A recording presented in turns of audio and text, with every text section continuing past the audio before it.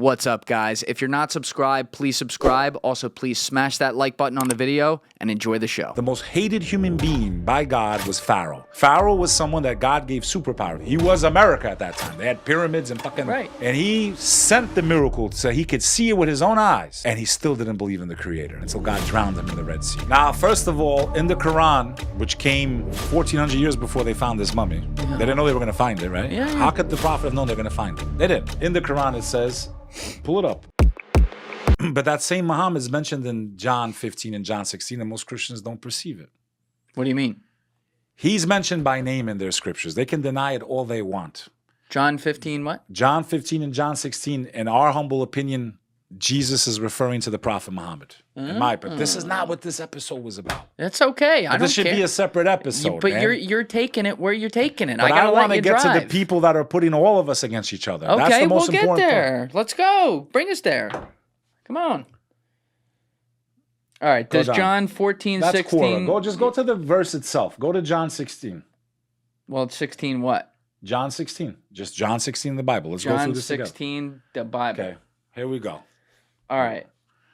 John I guess we're going to do a discussion. It's okay. Yeah, Now, all right. I'll give you a real quick synopsis here. And then the Please. Christians, I'm sure they're going to go crazy with this and leave comments and go nuts and Yeah. curse me out and whatever. Love it. First and foremost, in John 15 and John 16, Jesus Christ is telling his disciples that he's in trouble. Now imagine God's in trouble. He's got to tell his guys, I'm in trouble. If he's divine, he knows he's going to die no matter where he hides. So why is he hiding? Before he's crucified. Okay? If he's divine, If he's divine, he knows no matter what. First of all, I thought he came to die for me. So if he came to die for me, why is he hiding? Well, that's because he's a man. Well, pick which one is he? But forget that. That's a whole nother argument. All this I have told you so that you will not fall away. So he's telling his disciples, like, listen, I'm in trouble. I'm out of here. Okay?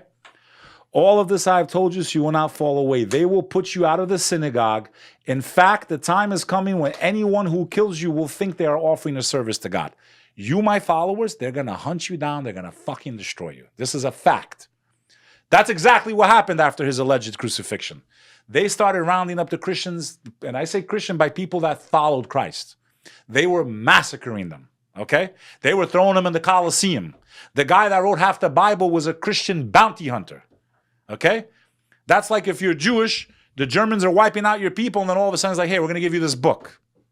That's who gave you half your New Testament? The guy that was hunting down Christians and massacring them? Really? And you think it was the... Saul? Saul, also known as Paul. Right. Now, He was massacring Christians? He was a Christian bounty hunter. Massacring the first followers of Christ. God's going to reward that, right? Come on. They will put you out of the synagogue. They will do such things because they have not known the Father. They don't know God or me, Christ is telling them. I have told you this so that when their time comes, you'll remember that I warned you about them.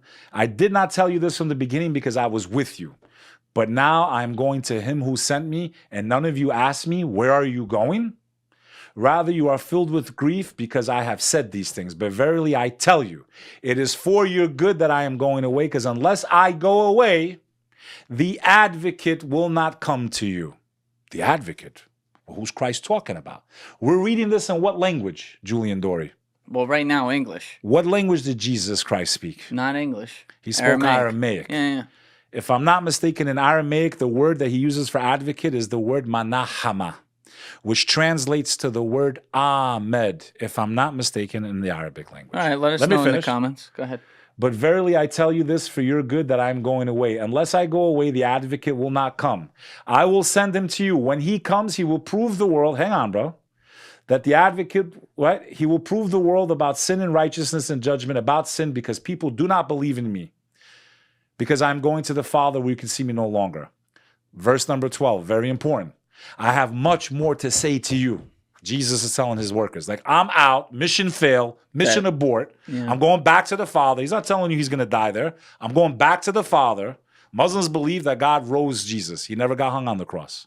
The one who betrayed Christ, that's the one that hung on that cross. But there is evidence he was on the cross. Oh, there was someone on that cross, but it was not Christ. The one who betrayed Christ. Think about this. If Jesus is God or a part of the Trinity, how can he forsake himself? Forsake means to abandon. That's someone without faith, my brother. And if you came to die for me, then why are you forsaking anything? It's the one who was made to look like Christ that was hung on that cross. That was his punishment for betraying Jesus Christ. God made him look just like Jesus, and he's the one that got hung on that cross. Don't we have a record, though, of Watch Judas this. living after that, though? I have much more to... Or did I Verse just 12, make very that up? important, Julian Dorey. This is the connection that I believe, go ahead. and many scholars believe, is to the Prophet Muhammad. I have much more to say to you, more than you can bear. I have much more I want to tell you, but you can't handle it. You can't bear it. When he's still talking about this advocate. When the Spirit of truth comes, he will guide you to all truth. He will not speak on his own. He will speak only what he hears, and he will tell you what is yet to come. Guys, if you're not following me over on Instagram, my personal page is at Julian D. Dorey, and the podcast page is at Julian Dorey Podcast. Both links are in the description below. I'm trying to build that out. I've never focused on it before, but it's important that obviously I get the fans over there because we announce a lot of things pertaining to the show. So I hope to see you follow me there. Check the links in the description. 3 important things here. He will not speak on his own. Every Muslim knows that the Holy Quran was transcribed through the angel Gabriel directly to the Prophet Muhammad. That the angel would literally grab the Prophet, and the first verse of the Quran was, recite, I can't. Read, I can't. Because the Prophet was illiterate. Read in the name of your Lord, who created you from a clot of blood in the womb of your mother. Read because he taught humanity that which it did not know. Many verses in the Quran, towards the end also, start with kul. Kul means to say. So the angel would grab the Prophet and say this. Kul huwa Allahu. Say God is one, the eternal, the absolute. He does not beget, nor is he begotten. He doesn't make kids and he's not born. He's eternal.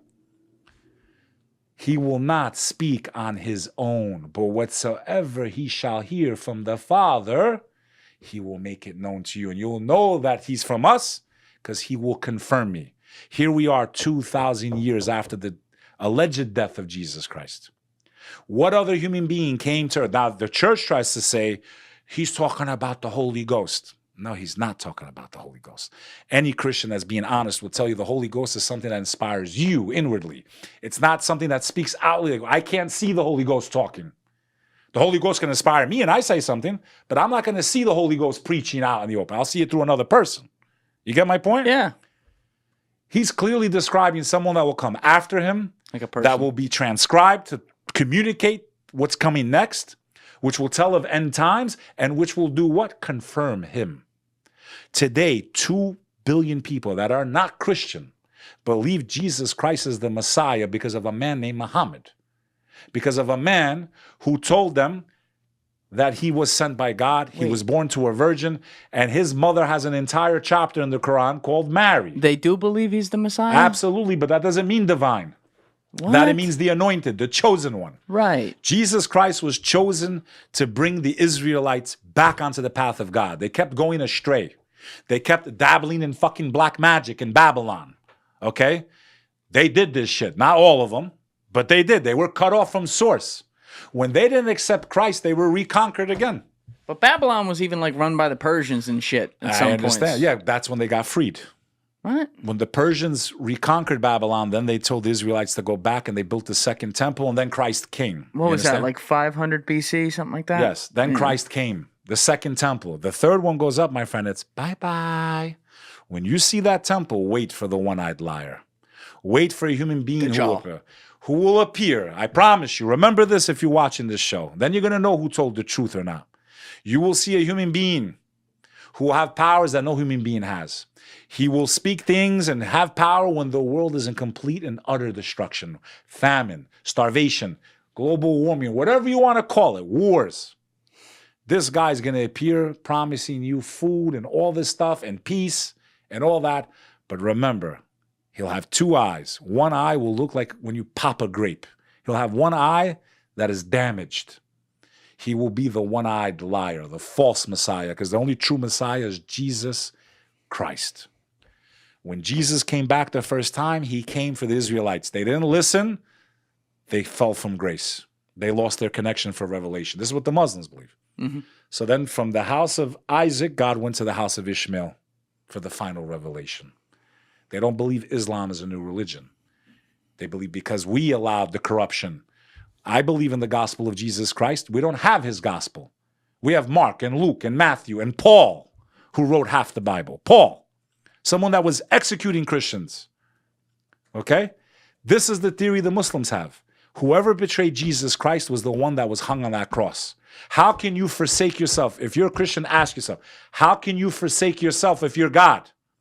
And a God doesn't pray. A God gets prayed to. So who's Christ praying to in Matthew 26? Pull it up. But this is not what we were going to talk about today, Julian Dorey. Thank you for watching the video, guys. If you haven't already subscribed, please smash that subscribe button and check out this clip's full podcast episode by clicking here or in the description below.